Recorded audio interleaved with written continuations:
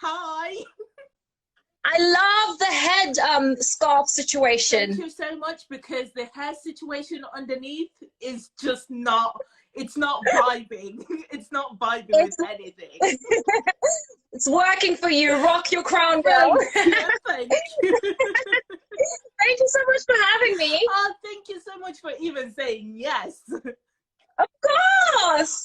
One of the things, when it comes to the Instagram lives, I think any guest who's been on will tell you, I am a last minute person. I always be like, oh, it will be a good idea to do a live tomorrow on Friday. And people are like, I have a live, Felicia. And I'm just like, yeah, but come on. No, we love a bit of spontaneity. That's what the world has taught us, to just be resilient, go with the times, move with the flow. So I was more than happy to jump on. Thank you so much. First of all, congratulations. You are the new Miss Universe Great Britain 2020. Wow. I am. Thank you. Introduce yourself to our audience. Hello, everybody. My name is Jeannette, Akua, Miss Universe Great Britain 2020. It's still Magic all the way around. I love it. Sprinkle the glitter all over. So what, like, you got crowned on Monday, which was International Women's Day, and it's been a whirlwind. It's now Saturday, so you've been officially on your crown for 5 days. What's that been like? It has been surreal. I genuinely haven't slept since, I won't even say Monday, because I hadn't slept since the day before, Sunday evening. So I'm living off adrenaline, coffee, and but it's been an incredible few days. Honestly, being Miss Universe Great Britain is an honor and a responsibility that I don't take lightly. But more than that, I'm really excited for the opportunity to elevate the voices of the many women out there. Mm-hmm. Well, one thing that I was surprised at, this is your first pageant. Like, it is your first one, and you decided to choose Miss Universe Great Britain. Why? Not that it's not a good choice, but like, out of all the pageants that you could have picked, you decided that you felt most aligned with Miss Universe Great Britain. What made you pick this particular system? Yeah, no, you're right. It is my first pageant. I'm very new to the world of pageantry, so be kind to me, guys. Of course.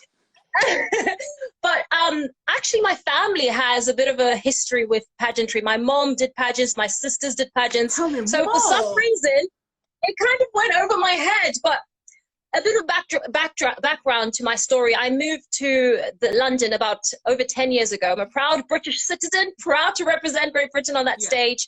But I moved here in pursuit to become a singer. So I used to attend a lot of auditions. I was on a couple of well-known shows, made it to the live. I remember. Well, you said. Oh, you remember. So that was an incredible experience. And I was at the top of my game, you know, touring the world, performing to millions of people live every single week. But what people don't know is about less than a year after that, I was back at home, living at my dad's house, broke, and I didn't know what to do. Wow. And it was, yeah. So for me, it was so surprising to see, or to go through that journey and know that you can be at the top of the world and have something be taken away from you within an instant. And I knew that I had to regroup, because I wanted something to empower myself and something that wouldn't be taken away within the click of a finger. And for me, that something was education. So I decided to get my undergraduate in economics. Straight after that, I did my master's degree in economics too. But in between that time, I was really starting to understand the power and the influence of women, particularly in leadership, which went hand in hand with my university. I was the president of the Economics and Social Policy Department for like 3 consecutive years. So once thank you. So when I finally got into the corporate world, and I was like, oh, you know, I still love music. I want a platform to use my voice. My journey has been a bit unusual. I saw Zosie talk about taking up space, see your faces reflected in hers, and I saw my face reflected in hers. And Miss Universe, to answer your question, Full 360 is a brand that to me is about leadership. It's a leadership opportunity which allows women to elevate their voices. Yeah. And for me, I grabbed onto that with both hands. It was my first time in the pageant world, but I was like, one thing I know very well is what it means to be a leader. It might not have been in the pageant world, but I knew I could translate it through my experiences in university, being the president of different departments, and also being one of the youngest managers in my economic firm that I work in. So I thought it just made sense, and I thought my goals 100% aligned with Miss Universe, which is why I chose the pageant system. And you picked the right system, because like however many months later, thanks to COVID, you finally got that crown. Yes. Did you actually think you were going to win when you entered, or did you have like a top 5, top 3 goal? Like, what was the situation? Did I know I was going to win? No, I didn't know I was going to win. I was up against incredible women who I respect. Women, as you say, who've been in, well, I'm new in this industry, but women who've been in the pageant world for many years, longer than I have. But what I know for sure is I believe in my voice. I believe in the message and the cause of elevating women. I started a series called Be Audacious. It's more of a thank you. It's a movement which empowers women to have the audacity to pursue their dreams and to have the nerve to walk through doors we are told are not meant for us. And that's what I stand for. I celebrate women from diverse ranges of backgrounds. I want to bring their nuanced experiences and give them an opportunity to share their stories, tell us their life experiences, because by sharing that diverse range of experiences, that is what is going to challenge toxic status quos and redefine what it means to be a successful woman. So just have to echo that with a clap in the background. Like, our audience can't clap with me, but I am clapping for that. Thank you. So to answer your question, whilst I wasn't sure if I was going to win or not, I knew how timely my message is and was. And so I thought I had a chance. I think that's one of the things. Everybody has a chance, and you have to be daring enough to put yourself out there and to just go for it. And it's worked out for you. Within this terrain, just to be on the heavy side for like 10 minutes, because I don't think it would be fair if we ignored the issues that are going on. Because your first week has been one that, like, in the media and everything else that's been going on, you were crowned on International Women's Day, which was Dare to Challenge for this year. And then we had Piers Morgan, unfortunately, with his comments about Meghan Markle on how when she said she was feeling suicidal, he didn't believe her. He said it was for attention. And then you've got Sarah, who went missing, and well, she was murdered. And everything that's gone on during this entire week. How has it been for you? And it's a heavy one. It's a heavy one. But as you've got this crown on your head, and you're representing many women, and not only that, but as a Black queen, that says even more in my stance as a fellow Black woman as well. I just want to hear your point of view on that. Yeah, wow, there's a lot in there.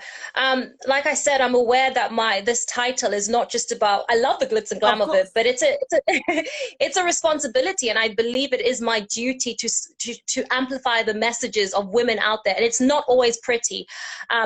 So to start with, what I stand for is women owning their truth and being unapologetic about who they are.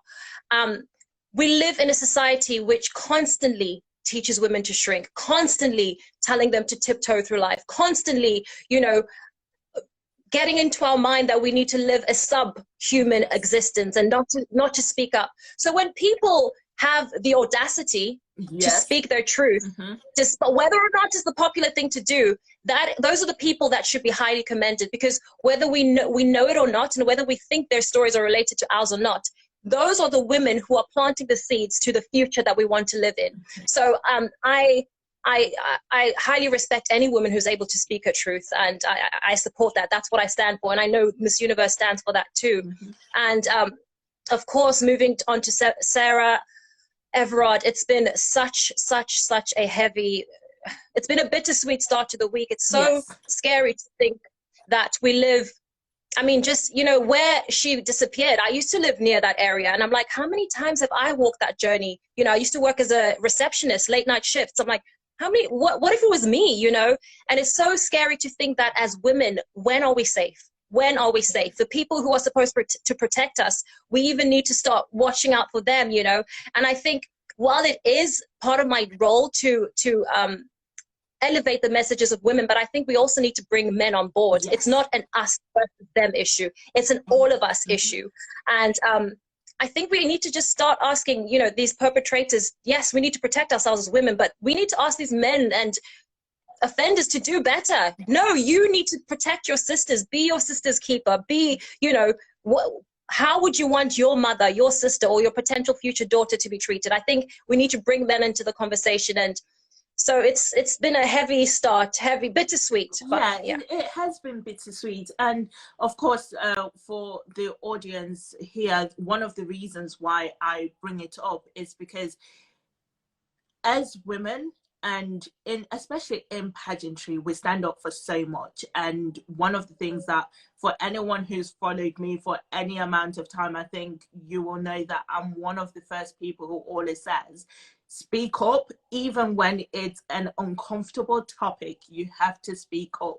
And this week, for me personally, it's just been a very heavy week. But one of the things that I like about pageant, I love about pageantry, and the women that I get to talk to, and yourself included now, is that we won't be quiet. We will stand up, and we will be audacious, as you put it, and we will and we are each other's keepers. And it's important for us to speak on these social issues, because not only does it affect me, it affects you, it affects everyone in our community. So we can only talk about it instead of brushing it under the rug and pretending like it's not happening.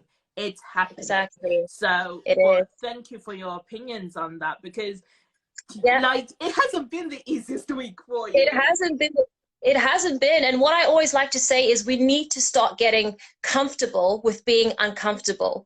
With so much happening, being neutral is a luxury we simply can't afford. There's senseless loss of lives. There are too many things that are swept under the rug. And I think while society needs to do a lot, it's time for us to also take an introspective view as a global community, not women and men, but to think, actually, how am I contributing to the issue? Being passive may be part of a contribution. Being silent is compliance, you know? So I'm giving you all the echoes of that, because that was eloquently put. Thank you. Honestly, it was eloquently put, and I get to see why you're wearing the crown.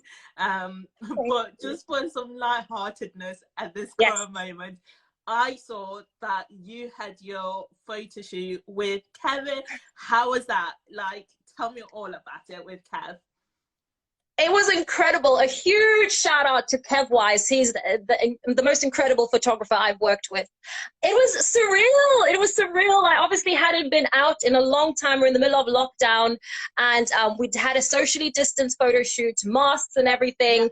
I didn't have much of a glam team because we have to be cautious. So I was there doing my makeup, but the actual day was so glamorous and fabulous. You felt like you had your own moment as Miss Universe GB. Definitely. I've always known that, you know, being a title holder in the middle of a pandemic is not going to be conventional in any sense. So I embraced that. And we even had, I don't want to give it away because we might have something coming up on our social media, but an interesting we had an interesting crowning moment, but it could be exciting. You guys, it should be up on our social media in a couple of days. But the photo shoot was amazing. And that's, for me, that's the duality of pageantry. Whilst we do acknowledge the heavy side of it, we don't want to nullify that. Hey, we want to be glamorous, we want to have fun, we want to be fabulous, live our best lives. And I think that's what my photo shoot felt like for me. Good. I'm so glad. And I saw the first image has been put out. Guys, if you haven't seen it, check out Miss Universe GB Instagram, Facebook, I think I saw it on, and no, or was it Cavs? Check it out. It's all over. It's all over. I don't think you can actually miss it. But one of the things that I was talking about to my friends, though, is that you have such a short time to prepare for internationals. How prepared do you feel? And do you think that, because let's be honest, it's been out of your control, it's been out of everybody's control on how much time you actually have until the finals. If I'm not mistaken, the finals are in May, and so that's under 2 months to prepare. Do you feel ready? So that's such an interesting question. I've been thinking about this for a while, but in all honesty, my journey on Miss Universe Great Britain started in January last year. I was thinking about it end of 2019, but the actual process of interviewing and everything began in January last year.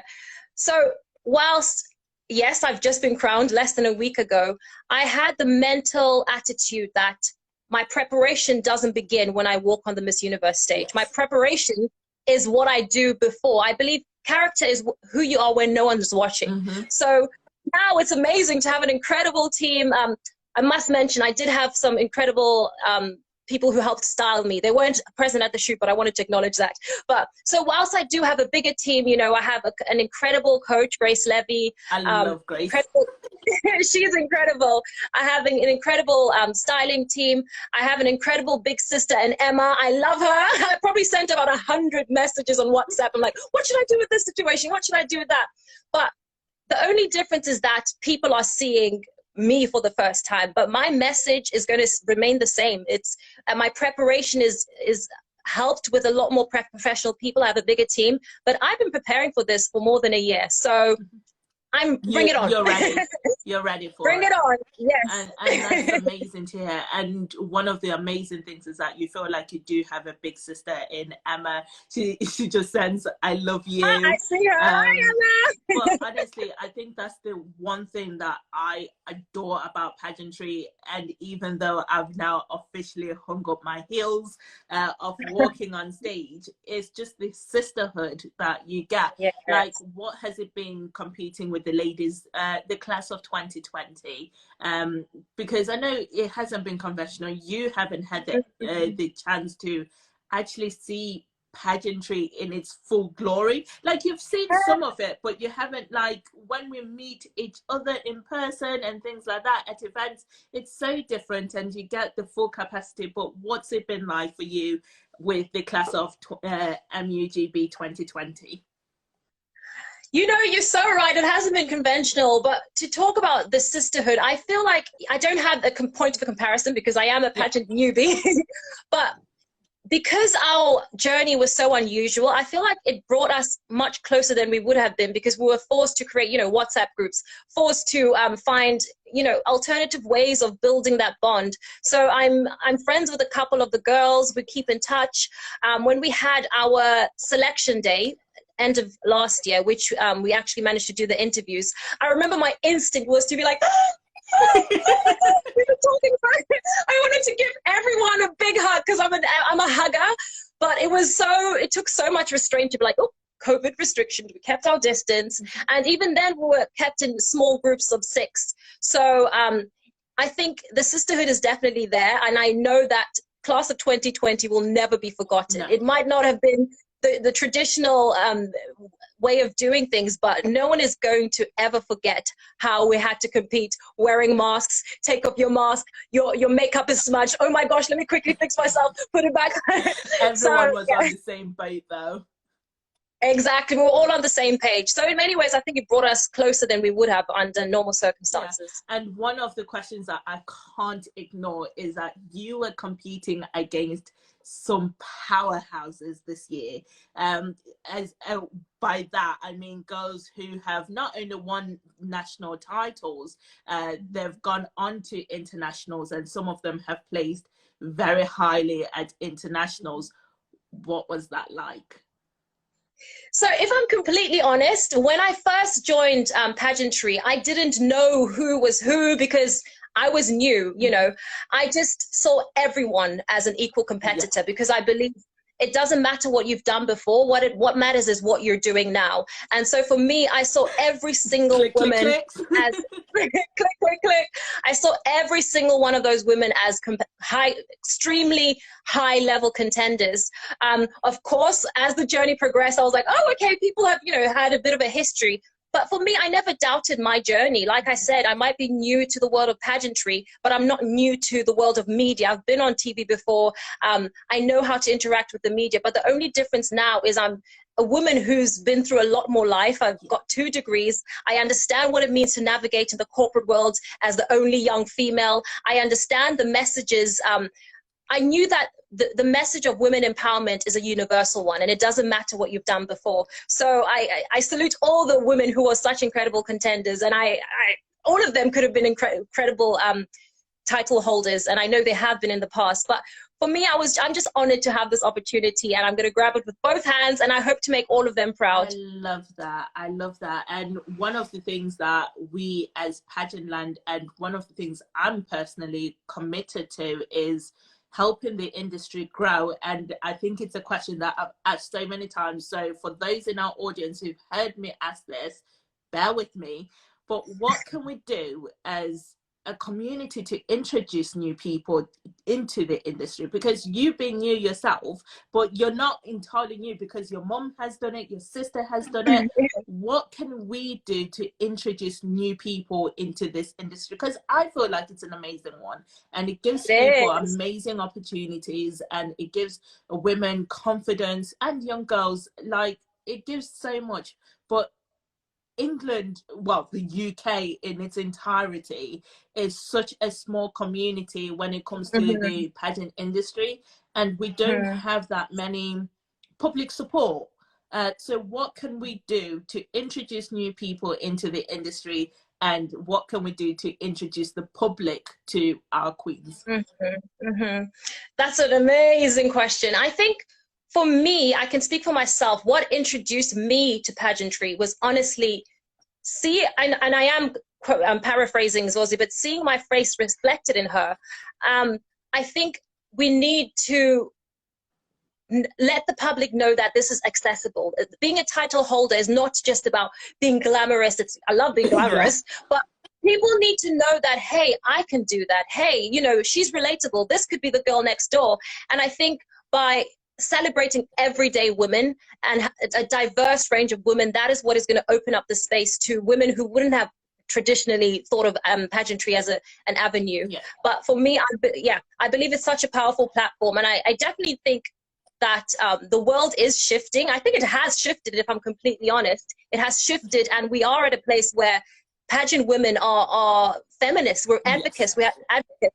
We have causes, we are philanthropists, we're doctors. And I think it's so important for women to look at title holders and think, hang on, I can have a career and I can be a Miss Universe. Hang on, I can want to be a model and be a Miss Universe. Hang on, I could have failed in this avenue and still be a Miss Universe Great Britain. So I think it's all about making it accessible to people, and people believing that, hang on, I actually have a place in this world. I love that. And it's something that we as Pageantland Online want to get the message out to many people, and we want to open the industry up to new people, because it's okay for us to be known within the industry, but we want it to be accessible to everybody. And I think it's not just one person's job, it's all our jobs. So I'm interested to see what you do with your reign.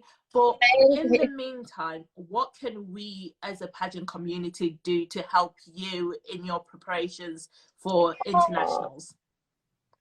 Oh, that's such an amazing question. How can you help me just continue to? I've had such an amazing response from people, and I said this on my virtual crowning. I'm so grateful for the support I've received so far from the international pageant community, Great Britain pageant community, former title holders, and I just ask that we take hands and we see this as not my journey but our journey, and that's the best help I can receive from you guys. Oh, that's so sweet for you to say. But honestly, because one of the things is that I'm well aware, and a lot of other people are aware, that we don't have that much support with when it comes to internationals, and we want to change that. We want people to be aware that, you know what, Great Britain is a powerhouse, and we want to support you, and we want you to succeed, especially at internationals, because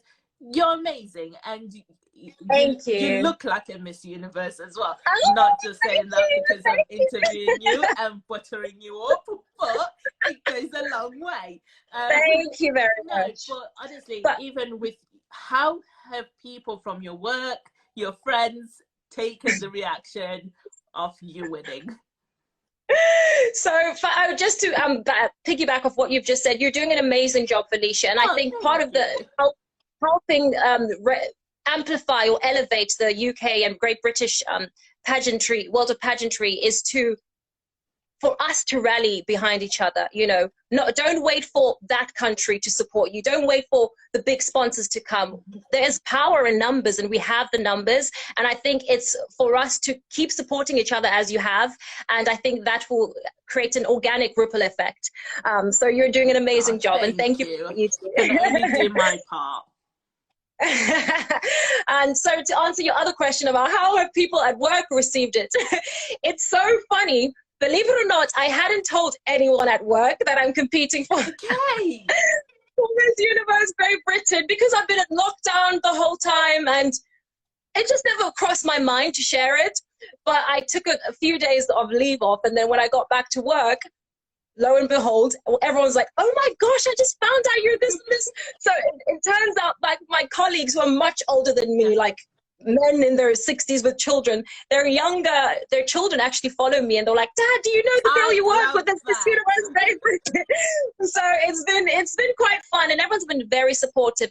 They know who I am, and they know what value I add within the workplace, and I think they've been very supportive in knowing that what I can do on a global scale, and they are so behind me 100%, which has been very lovely. Oh, that's amazing. And it's so nice to hear, even though you didn't share it, like, they're behind you and they're supportive of you. So that is also another way that we'll get to amplify pageantry, because they didn't know you were doing it. Now they do, and they'll tell other people that, you know what, this girl that I work with, she's got a title and she's going to do amazing things with it. So, but honestly, thank you for creating the space and creating the time in your schedule, because I remember when I was messaging Paula, I was just like, I know you're busy, I know you're really, really busy, but I really want to interview you, whoever wins, because I feel like one of the things that we as a pageant community can do is to give you the platform to share your message, and for people to know who you are, what you stand for, and how we can support. So honestly, thank you for taking the time to do this interview with me. I really appreciate it.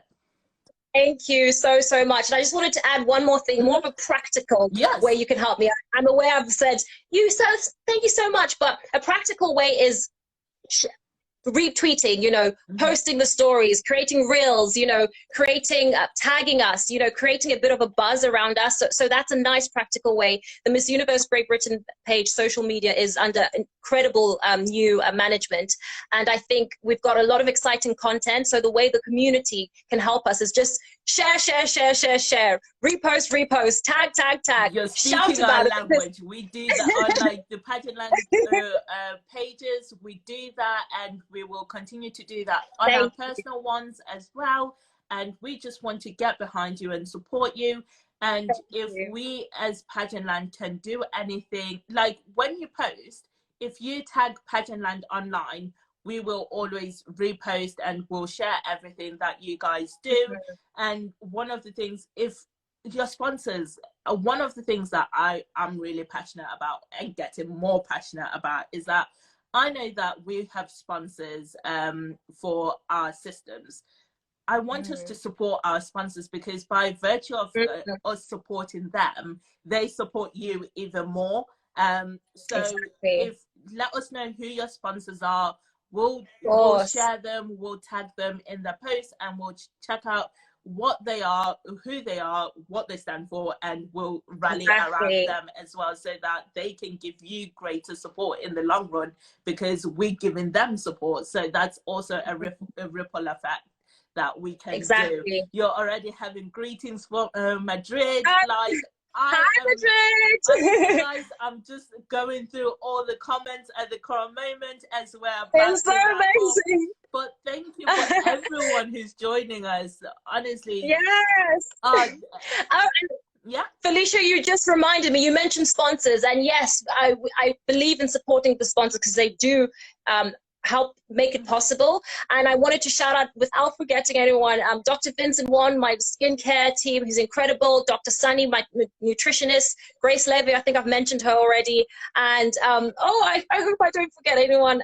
I've got an amazing styling team, the Pageant Stylist, and yes, so please support them and retweet. Oh, or we will. And if the Miss Universe Great Britain page, if they also post these sponsors, we'll always reshare, repost, and do all the lovely little bits. But honestly, thank you so much. Where can people support you? Like, what are all your socials? Tell us all of them, so that people can go and follow, tag, share. Well, first and foremost, the Miss Universe Great Britain page. You will always get the most exciting information about me on the official Instagram page that we're having this live on. But you can also follow me on my personal account, which is Jeannette Akua. Jeannette, I don't know how to spell. I know how to spell my name. Go. We're in our 20s. You need to know how to spell your own name. I should know how to spell my name, but I'm tagged on most of the posts, so that's where I'm the most active. And yeah. Oh, that's amazing. And you've got people saying, congratulations, how's the prep going for Miss Universe? So for those who've just joined us, I think they're going very well for you. It is. Prep is going well. I've got an amazing team behind me, and it's just the beginning, and I'm going to document the journey. So please keep following us on this official page and my Jeannette Akua Instagram page. Oh, thank you. And guys, make sure that you're also following Miss Universe Great Britain on Facebook as well. You'll always get information on there as well. And make sure that you're following Pageantland online, because I am one of those nosy people who will always ask for an interview with anybody. We love that. So guys, thank you for joining us. And Jeanette, thank you for coming on this live. It's so much appreciated, just to get to know you a bit. And I am going to follow you on my, I think I'm following you on my personal one, but I'll double check. And trust me, now you can't get rid of me. And I'll be like, can you answer this? Like, on this live. Of course. Like, stop talking to Felicia now. No.